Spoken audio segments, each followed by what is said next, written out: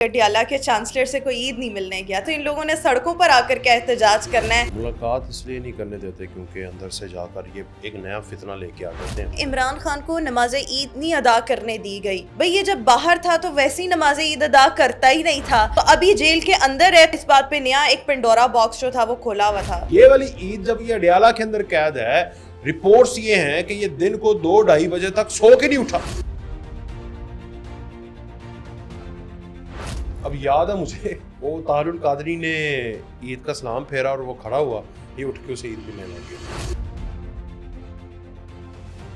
शहबाज गिल की क्या आखिर दुश्मनी है इमरान खान से? शहबाज गिल वो भांड है, वो हमसाये पिंड की शादी पे ना दूसरे भांडों की रोजी खाने के लिए ना बढ़ जाता है। पाकिस्तान के 70 सालों में अगर किसी ने सबसे बड़ी गद्दारी की है तो वो है शहबाज गिल। अस्सलाम वालेकुम नाज़रीन, मैं हूँ रुखमा इरफान मलिक। 360 डिजिटल के प्लेटफॉर्म से आपको खुशामदीद कहना चाहूँगी। आज के इस पॉडकास्ट में मेरे साथ एक मरतबा फिर वकास वलाना मौजूद है। मुख्तलिफ मौज़ूआत पर गुफ्तगू करनी है। Waqas, thank you so much. और ईद के बाद पहला दिन है, आपसे मुलाकात हो रही है। उम्मीद है आपकी ईद अच्छी गुजरी होगी। अल्हम्दुलिल्लाह, अच्छी गुजरी है। कैसी हैं? अल्हम्दुलिल्लाह मैं ठीक हूँ, ईद भी ठीक गुजरी। लेकिन अनफॉर्चुनेटली अडियाला के चांसलर से कोई ईद नहीं मिलने गया, तीनों दिन नहीं गया, तो इन लोगों ने सड़कों पर आकर क्या एहतजाज करना है, जहाँ पर इसके बहन भाई, इसके जो दोस्त अहबाब हैं, लॉयर्स हैं, आगे पीछे मिलते हैं, इमरान खान से मिलने के लिए कुछ ना कुछ कर रहे होते हैं। ईद पर तो कोई भी मिलने नहीं गया। नहीं, वो तो कह रहे हैं कि हमें मुलाकात करने नहीं दी गई, उनका यही एहतजाज है। और मुलाकात इसलिए नहीं करने देते क्योंकि अंदर से जाकर ये एक नया फितना लेके आ जाते हैं। क्योंकि फितने की जो माँ है वो तो कैद है। तो खैर अच्छा हुआ, ईद अच्छी गुजर गई, उनकी भी अच्छी गुजरी। कुछ खबरें हैं कि वो सारा दिन सोए रहे हैं। वो न्याजी जो पाकिस्तान कहता है, तहरीक इंसाफ के वोटर सपोर्टर, मैं देख रही थी ट्विटर पर, फेसबुक पर बहुत ज़्यादा प्रोपेगेंडा कर रहे थे इमरान खान को नमाज ईद नहीं अदा करने दी गई।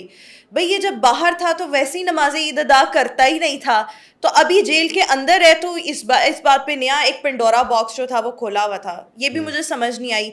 ईद पर कोई मिलने नहीं गया। और मैं ये देख रही थी ये वही पाकिस्तान तहरीक इंसाफ है जिन्होंने दावा किया था और जिन्होंने कहा था हम ईद के बाद सड़कों पर आएंगे, तहरीक चलाएंगे। जो अपने चांसलर से नहीं मिलने गए, उन्होंने ये तहरीक क्या चलानी है?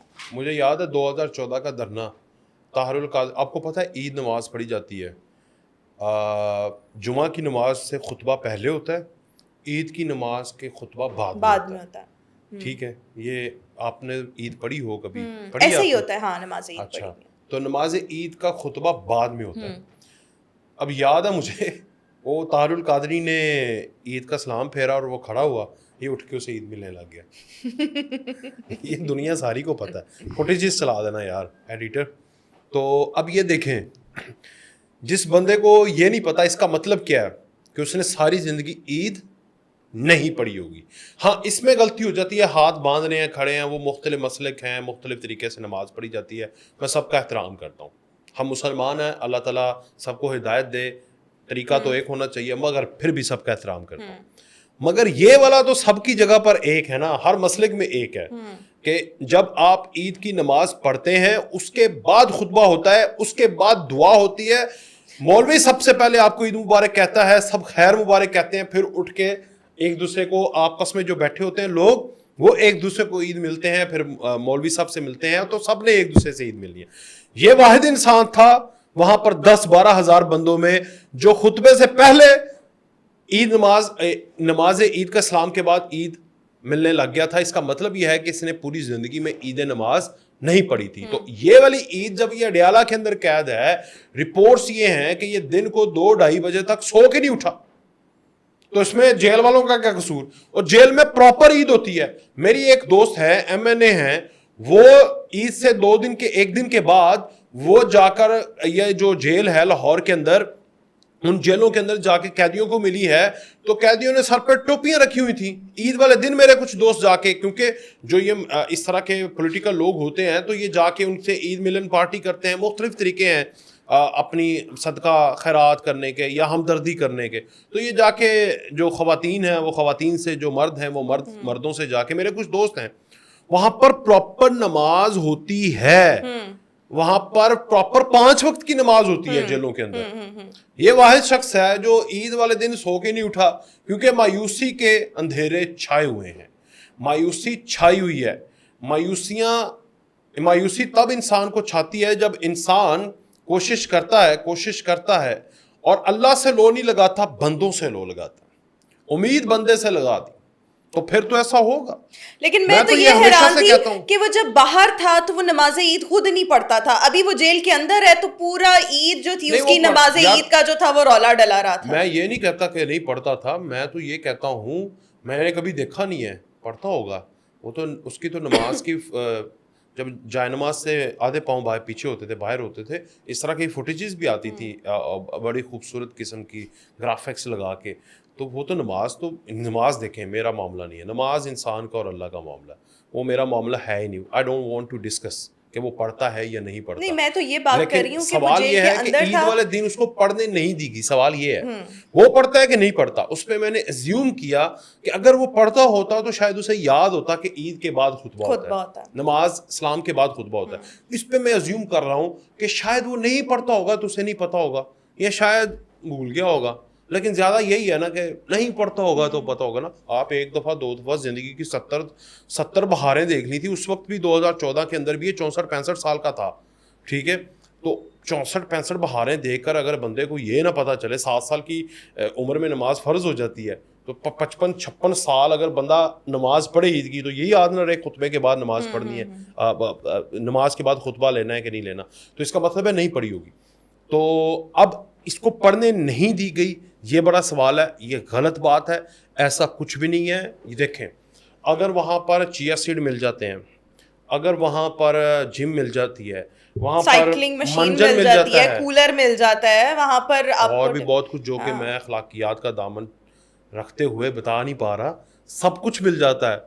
تو یہ تو سارے اللہ والے ہیں، اسلامی جمہوریہ پاکستان ہے، تمہیں کون روکے گا؟ بس وہ خود ہی اویلیبل نہیں تھا نا نماز پڑھنے کے لیے. یہ غلط پروپیگنڈا کیا جا رہا ہے کہ نماز عید ادا نہیں کرنے دی گئی. اچھا خیر، coming back to our topic, Shahbaz Gill کے حوالے سے میں بات کرنا چاہوں گی. مجھے تو لگتا ہے شہباز گل جو ہے، اور اس طرح کے بہت سے لوگ ہم پہلے بھی ڈسکس کر چکے ہیں کہ ان کی روزی روٹی لگی ہوئی ہے، یہ ڈالر خور ہیں، ڈالر کما رہے ہیں، کوئی ویسے ہی اپنی شہرت کما رہا ہے، اور یہ لوگ واقعی نہیں چاہتے کہ عمران خان کی کوئی عزت ہو، کوئی تکریم ہو، یا وہ جیل سے باہر آئے. پہلے شہباز گل نے کیا کیا کہ آکسفورڈ کا چانسلر اس پر ایک پروپیگنڈا کیا اور عمران خان کو خوب کو کہتے ہیں نا رج کے ذلیل کروانا، وہ کروایا. اب اس نے کیا کیا، نوبیل انعام فیک طریقے سے اس کے لیے نامزدگی کروا کے اب پھر عمران خان کو جوتے پروا رہا ہے، ذلیل کروا رہا ہے. تو شہباز گل کی کیا آخر دشمنی ہے عمران خان سے؟ کہنے کو تو اسی کا ہی مطلب کہتا ہے کہ میں تو اس کا بڑا خیر خواہ ہوں، وفادار ہوں، فرما بردار ہوں.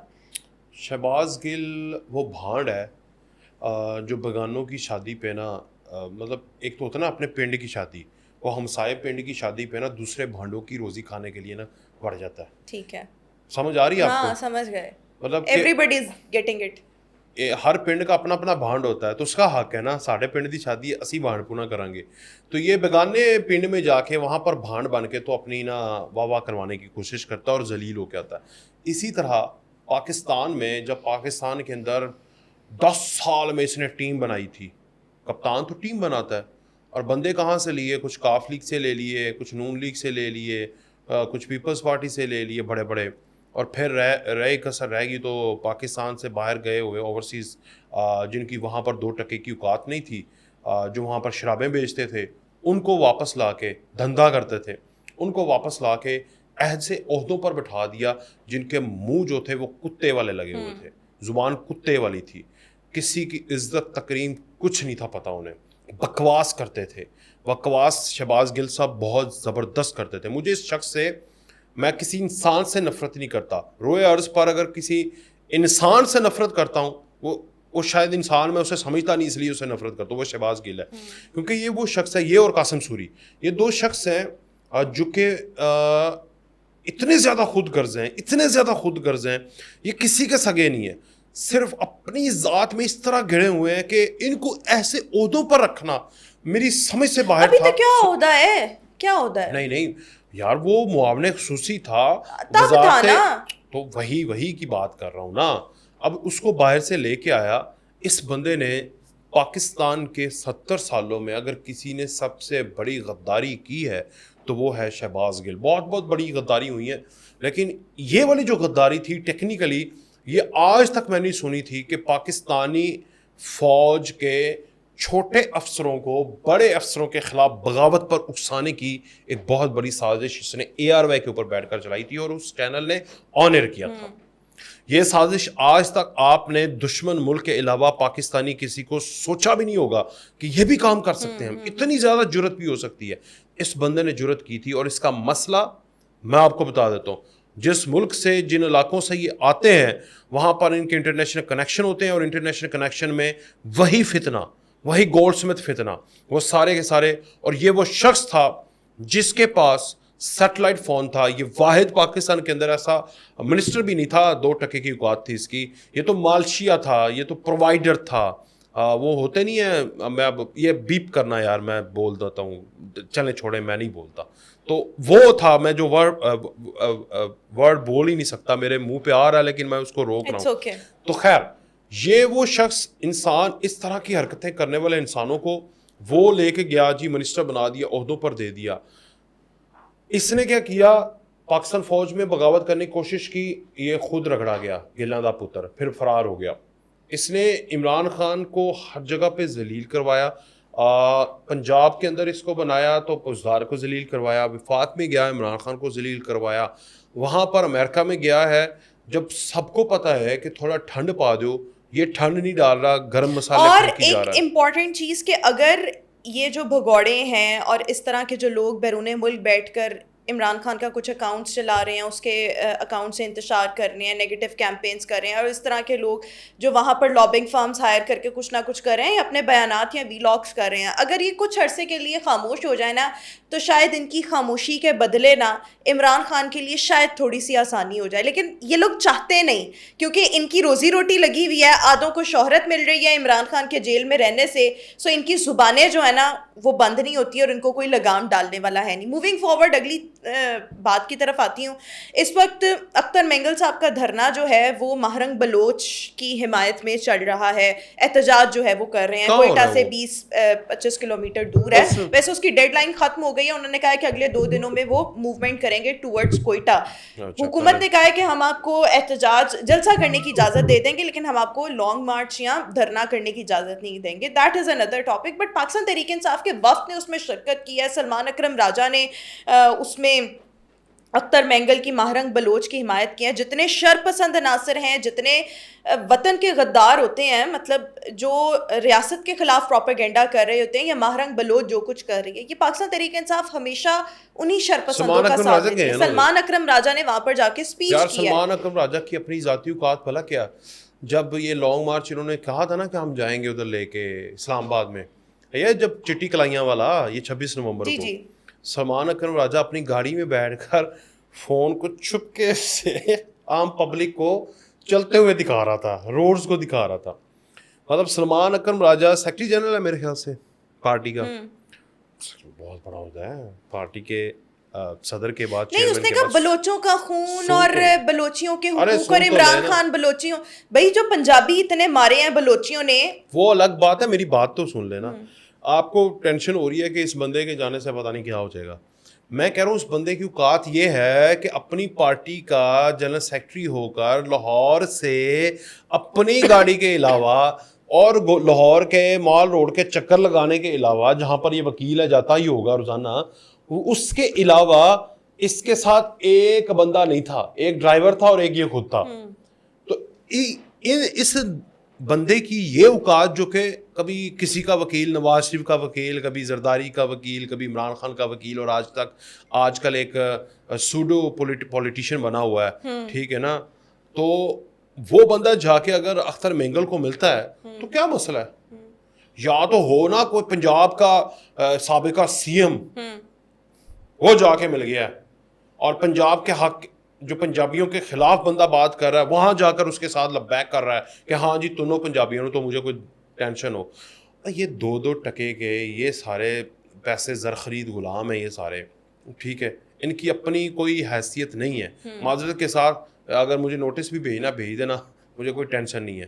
یہ سلمان راجہ صاحب کو کہہ رہا ہوں, آپ کو تو 1 کروڑ روپیہ بھی بہت زیادہ ہے, 10 لاکھ روپیہ 20 لاکھ روپیہ کوئی پھینکے گا تو بک جائیں گے. آج زرداری اس کو پیسے دے, میں بتا رہا ہوں, لکھوا لیں, شرط لگا لیں میری یہ صبح اس کی وکالت کرے گا. ان کے خلاف ہے نا یہ. نواز شریف کا اگر کوئی ابھی کیس کھل جائے, یہ پارٹی کا سیکرٹری جنرل کا عہدہ چھوڑ کر پیسے لے کر نہ نواز شریف کی وکالت کرے سپریم کورٹ کے اندر, تو میں ادھر سے اٹھ کے چلا جاؤں گا 360 سے. کرے گا یہ ایسے. لیکن میں تو یہ لطیف کھوسا کہ ماہرنگ بلوچ کی میڈم مفاد ہے نا, کوئی مفاد ہوگا, مجھے نہیں پتا اس کا, پتہ کروا لیں گے ہم. ماہرنگ بلوچ اینٹی اسٹیٹ پرسن ہے نا, وہ اس وقت حراست میں ہے, اور اس کے لیے اختر مینگل بھی دھرنا کر دیا. نہیں ابھی نہیں چھوڑا, ابھی نہیں چھوڑا. لیکن یہ لوگ ان کے وفد میں شرکت کر رہے ہیں. کہنے کو تو یہ ایک سیاسی جماعت ہے, لیکن ہمیشہ یہ ان لوگوں کا ساتھ دیتے ہیں جو وطن کے خلاف غداری کرتے ہیں, جو شر پھیلاتے ہیں, جو پروپیگنڈا کرتے ہیں. ہمیشہ پاکستان تحریک انصاف کا ٹریک ریکارڈ اٹھا کر دیکھیں, یا تو یہ خود کسی نہ کسی ایسی شرنگیزی میں ملوث ہوتے ہیں. 9 مئی دیکھ لیں, 26 نومبر دیکھ لیں, 10 اپریل دیکھ لیں, ایسے اور یا یہ ان لوگوں کا ساتھ دیتے ہیں جو پاکستان کے خلاف کوئی نہ کوئی پروپیگنڈا کر رہے ہوتے ہیں. اور یہی نہیں, اچھا دوسری طرف نا پشین میں پی کے میپ کا جو تھا وہاں پر بھی ایک جلسہ ہوا. وہاں لطیف کھوسا صاحب نے بڑی anti state anti establishment basically وہاں پر باتیں کی ہیں. سب سے پہلے تو انہوں نے کہا کہ موجودہ دور فسطائیت کا دور ہے, اسٹیبلشمنٹ نے یہ کر دیا وہ کر دیا. لیاقت علی خان پر سیکیورٹی رسک کا الزام لگا کر اسے قتل کیا گیا. بھٹو کو فاطمہ جناح پر سیکیورٹی رسک کا الزام لگا کر ان کو قتل کیا گیا. پھر انہوں نے کہا جی محترمہ بے نظیر بھٹو کو شہید کیا گیا سیکیورٹی رسک کا کہہ کر. نواز شریف کو سیکیورٹی رسک کہہ کر ان کو ہائی جیک کیا گیا. اب عمران خان کو سیکیورٹی رسک قرار دیا جا رہا ہے. یعنی یہ لطیف کھوسا باتیں کر رہا ہے. وہ مانا ہے کہ زیادتیاں ہوئی ہیں, مگر عمران خان کے ساتھ زیادتی والی بات اس کی نہیں مان سکتے, کیونکہ عمران خان کے ساتھ ہوا کیا ہے. میں لطیف کھوسا کے ساتھ احترام کے ساتھ, یہ اسٹیبلشمنٹ یار, یہی اسٹیبلشمنٹ آپ کو گھنر بنوا دے ہیں, ویل اینڈ گڈ.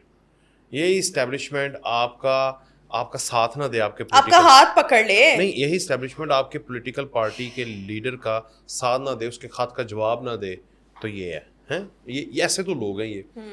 یہی اسٹیبلشمنٹ آپ کو عہدے دلوا دے یا دے دے ماضی کے اندر, تو ویل اینڈ گڈ ہے. پرو اسٹیبلشمنٹ یہ واحد لوگ تھے پارٹی کے اندر جو کہ واقعی پرو اسٹیبلشمنٹ اور ایرسٹوکریٹک مائنڈ کے لوگ تھے. ان کی کوئی جد و جہد نہیں ہے, فرینکلی اسپیکنگ. پنجاب کے پیپلز پارٹی کے جو لوگ ہیں ان کی کوئی جد و جہد نہیں ہے. جو سندھ کے لوگ تھے ان کی جد و جہد تھی. وہ جد و جہد کیسی تھی, کس حد تک تھی؟ وہ پنجاب کے پولیٹیکل پارٹی کے جو ورکر تھے ان کی جد و جہد تھی. پنجاب کے پاکستان پیپلز پارٹی کے جو ایم این ایز اور جو ایرسٹوکریٹ تھے نا, جو بڑے وڈیرے تھے, وہ واقعی وڈیرے تھے ساؤتھ پنجاب کے. ان کی کوئی جد و جہد نہیں ہے. وہ تو پارٹیاں شفٹ مارتے ہیں, جب مشکل وقت آ گیا ادھر چلے گئے, مشکل آسان وقت آ گیا ادھر آ گئے. تو اس طرح ان لوگوں کی, اور یہ تو ویسے پولیٹیکل ورکر ہے ہی نہیں ہے, ہی از اے جسٹ لائر. یہ جو لائر لوگ ہیں یہ تو کیس جیت کے آج نواز شریف. لیکن بات یہ ہے کہ اس طریقے سے چلیں آپ دوسروں کے احتجاجوں میں, دھرنوں میں, کسی بھی چیز میں شرکت کر رہے ہیں, پر وہاں پر آپ اپنی ہی فوج کے خلاف باتیں کر رہے ہیں, اینٹی اسٹیٹ عناصر ہیں ان کا آپ ساتھ دے رہے ہیں, تو پھر آپ کی اپنی کریڈیبلٹی کیا رہ جاتی ہے؟ پھر آپ سیاستدان تو نہ ہوئے. نہیں, سیاستدان ہے نہیں, سیاستدان بننے کی یہ ناکام کوشش کر رہے ہیں. باقی یہ ہے کہ دیکھیں نا, بلی تھیلے سے باہر آنی تھی, بلی تھیلے سے باہر آ گئی ہے. ہاں, جو ان کی دل کی خواہشیں تھیں, جو انہوں نے 9 مئی کو بھی اظہار کیا, یہ پی کے میپ, بی ایل اے, یہ طالبان, خدا کی قسم مجھے تحریک انصاف کے آگے چھوٹے لگنے لگ گئے ہیں. کیونکہ تحریک انصاف نے, ان لوگوں نے فساد فی الارض کیا ہوا ہے. انہوں نے فساد فی الارض کے ساتھ فساد فی الدماغ بھی کیا ہوا ہے. انہوں نے دماغوں کے اندر بھی زہر بھرا ہوا ہے. ایک ہوتا ہے کہ فساد طالبان ہیں ہاں, کہ وہ اس طرح سے پرالیفریٹ تو اپنا نیریٹو نہیں کر پائے نا, جس طرح تحریک انصاف نے کر دیا. جو ایجنڈا ہے وہ تو سیم ہے نا, پاکستان کو ڈی اسٹیبلائز کرنا. پاکستان کو ڈی اسٹیبلائز ہتھیار کے ساتھ اور فون کے ساتھ, کانٹینٹ کے ساتھ, دونوں طرح سے کیا جا سکتا ہے. وہ ہتھیار کے ساتھ کرنے کی کوشش کرتے ہیں. انہوں نے جہاں ان کا بس چلا انہوں نے ہتھیار استعمال کیا, مگر ان کے جو خود کچھ بمبار تھے نا, یوتھیے, ان کی اوقات کوئی نہیں تھی, تو وہ تو پکڑے گئے. تو اب یہ انہی کو فون پہ بٹھا کے تو یہ فساد فی الدماغ کر رہے ہیں, تو جس کے ذریعے دماغوں کو کنورٹ کر کے تو ان کو ریاست کے خلاف کرنا, اور یہ زیادہ خطرناک ہے. اس کے اوپر ہم زیادہ کام کر رہے ہیں, آپ اور میں بیٹھ کے یہی کر رہے ہیں نا. تو وہ جو ہیں, اب جب وہ احتجاج کرتے ہیں, اپنی تو ان کی 2 ٹکے کی اوقات نہیں رہ گئی کہ آپ کوئی جلسہ کریں, تو لوگوں کے بیگانی محفل میں جا کے اپنا منجر بیچنا شروع ہو چکے ہیں. اس سے صاف ظاہر ہو گیا کہ تحریک انصاف ختم ہو چکی ہے. وہ تو پہلے ہی ختم ہے, تحریک انصاف ختم شد. ختم اسی کے ساتھ ہی آج کا پوڈ کاسٹ بھی ختم شد کرتے ہیں. ویورز آج کے اس پوڈ کاسٹ سے اتنا ہی. Thank you so much Waqas for being with us. انشاء اللہ آپ سے پھر ملاقات کریں گے. اللہ حافظ.